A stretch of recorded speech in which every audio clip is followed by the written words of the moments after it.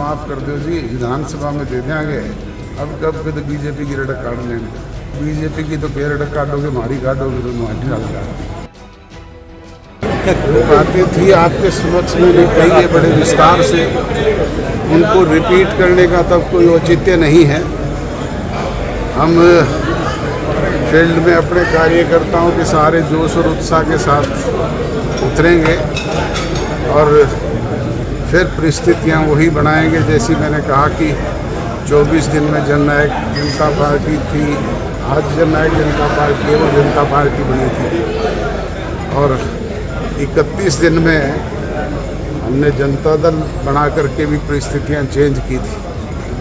आपको ध्यान हो, जब सूरज कुंड पे जनता दल का गठन हुआ तो अगले दिन एक लक्ष्मण थे जो कार्टूनिस्ट थे और इंग्लिश के अखबारों में उनके कार्टून छपते थे। उन्होंने एक कार्टून छापा था कि चौधरी देवीलाल जो है वो तराजू में मेंढक तोल रहे हैं। तब चौधरी देवीलाल ने कहा था कि मैं तराजू में मेंढक भी तोल सकता हूँ, मैं शेर और बकरी को एक घाट पे पानी भी पिला सकता हूँ। और आपको याद होगा जब जनता दल की गवर्नमेंट बनी उसमें लेफ्टिस्ट भी थे और भारतीय जनता पार्टी भी थी। शेर और बकरी ने एक घाट पे पानी पिया था ना, तो वो काम भी करते हैं। भूपेंद्र सिंह हुड्डा कह रहे हैं कि 60 सीट जीतेगी जी विधानसभा चुनाव में, बीजेपी 90 सीट पर जीतेगा। दाव करिए 400 लोग कहने वाले भी थे, उनकी क्या स्थिति है पूछो। जो लोग 400 कहते थे, 70 पार कहते थे, उनकी स्थिति क्या है। प्रजातंत्र में जनशक्ति ही सबसे बड़ी शक्ति है। ये निर्णय करना जनता का काम है, भूपेंद्र हुड्डा का काम नहीं है। भूपेंद्र हुड्डा को पता नहीं 60 टिकट तो कांग्रेस उसको खुद को दे ना दे, इस बात की क्या तसल्ली है।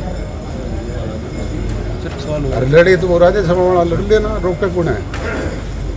ये राज्यसभा का चुनाव रहा, हम तो 10 के 10 वोट करने के लिए तैयार हैं। चल लड़े तो सही।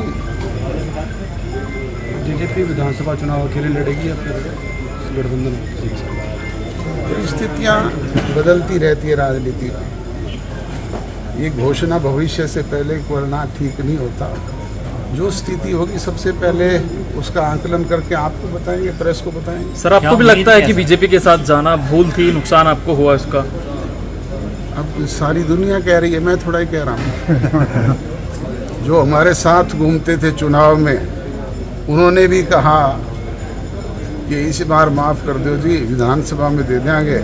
अब कब के तो बीजेपी की रटक काट लेंगे।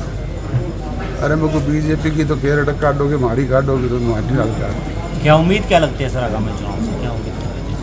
मैंने कहा ना कि ये प्रजातंत्र में जनशक्ति तय करती है। धन्यवाद सर।